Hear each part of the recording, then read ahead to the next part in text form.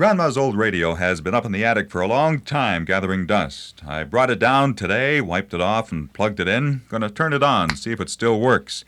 Let it warm up a second. It looks pretty good, but Grandma always took good care of her radio.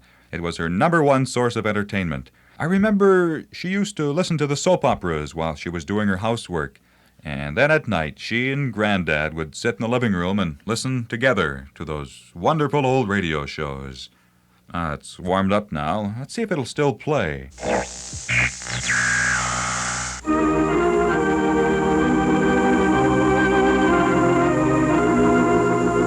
Oxidors, old Ma Perkins.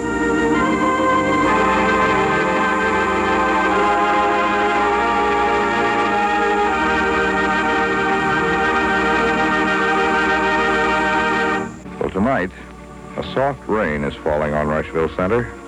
Each street light has its individual nimbus of gold. Pavements are sleek as black oilcloth.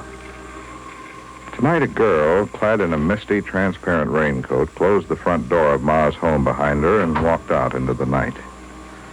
When Ma heard the door close, she left the kitchen, went into the living room to say to Fay. Was that Stella, Fay? Yes, it was, Ma. Stella just went out. Oh.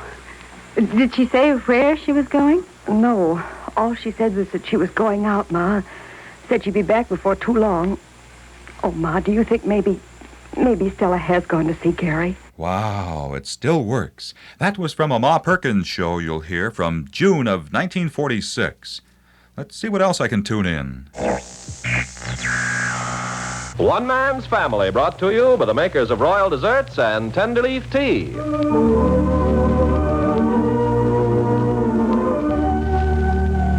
One Man's Family is dedicated to the mothers and fathers of the younger generation and to their bewildering offspring.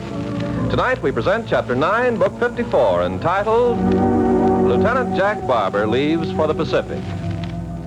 That was during the Second World War, and this episode is about as sad as anything you've ever heard. Even the men in your audience will be stifling a tear.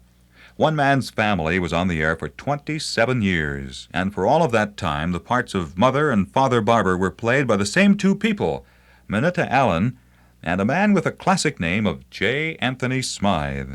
By comparison, Henry was just a kid. Henry Aldrich. Coming, Mother. Yes, it's the Aldrich Family, based on characters originated by Clifford Goldsmith and starring Ezra Stone as Henry with Jackie Kelk as Homer. Oh, we can have a lot of fun with this, and we can invite your listeners to return with us now to those thrilling days of yesteryear. Those thrilling days of yesteryear, when voices spoke out of a box and the pictures came from your head. When the things behind that creaky door on the inner sanctum were better conjured up in your own mind than on the electronic tube.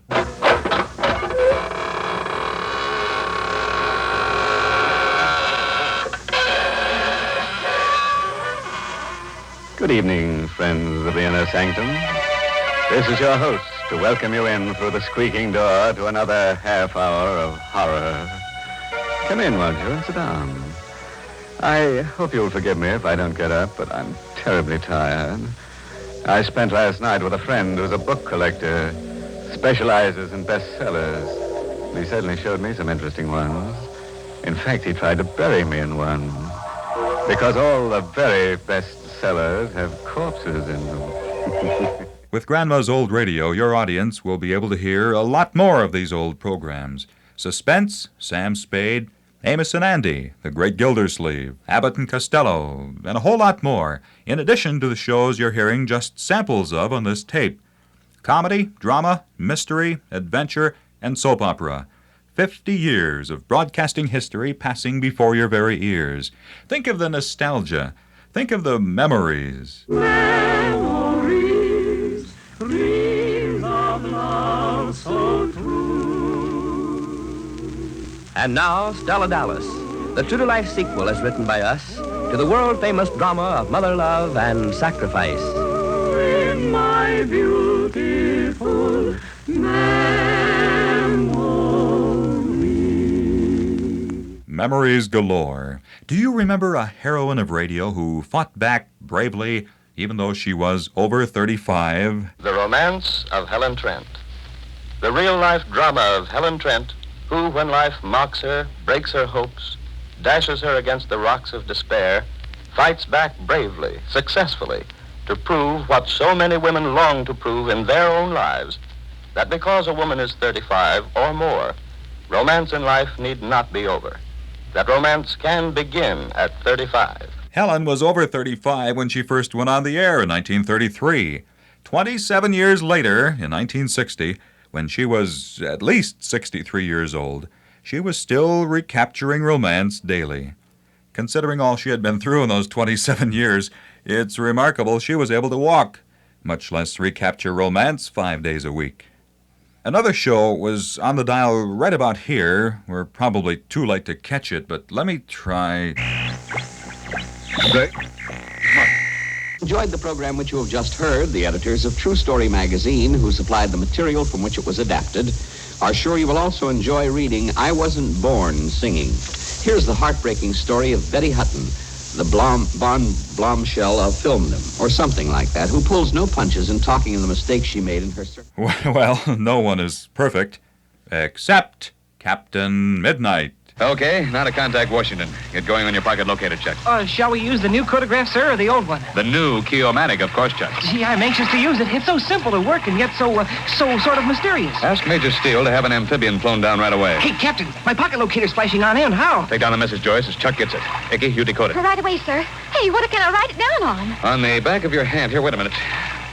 Here's an indelible pencil. Gosh, this mermaid life sure is hard on paper. Just look at my notebook. Okay, Chuck, read it out. Code F7, 10, 26, 15. Captain Midnight must have had a dozen different kinds of decoders during the years he was on the radio. I've still got a couple of them around. I remember during the middle part of the show, the announcer would say, "Be sure to stay tuned to the end of the show for a secret message from Captain Midnight." So we'd stay tuned and write down the secret message numbers, 4, 18, 12, 6, and a whole long string of numbers. Then I'd get my decoder out from where I had hidden it from my sister and decode the secret message. And all of this would take, 5, 6 minutes. And then it usually said something like, "Tune in tomorrow." But they all asked you to tune in tomorrow. Don't miss tomorrow's thrill-packed adventure. Plan of attack. Don't miss Tom Mix and his Ralston Straight Shooters tomorrow in the next exciting episode of Secret Mission. Be sure to tune in tomorrow, same time, same station, for the adventures of Dick Tracy. Listen in, all of you, at this same time tomorrow, to another exciting episode of The Land of the Sky with Jack Armstrong, the All-American Boy. Don't miss tomorrow's exciting episode in the story of the space shell. Tune in, same time, same station for The Adventures of Superman. Tune in Grandma's old radio for your listeners and bring them the voices and programs that have been burned indelibly into the memories of millions of Americans. And bring your station profits from a memorable spectacular that will build audience and make you the talk of the town. The biggest talker in Wistful Vista was Fibber McGee, and I remember a great idea he had in one of his shows in the 40s.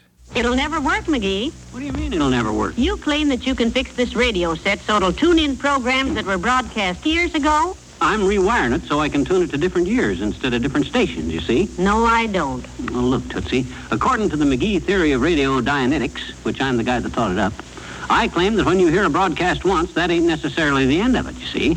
It don't just disappear.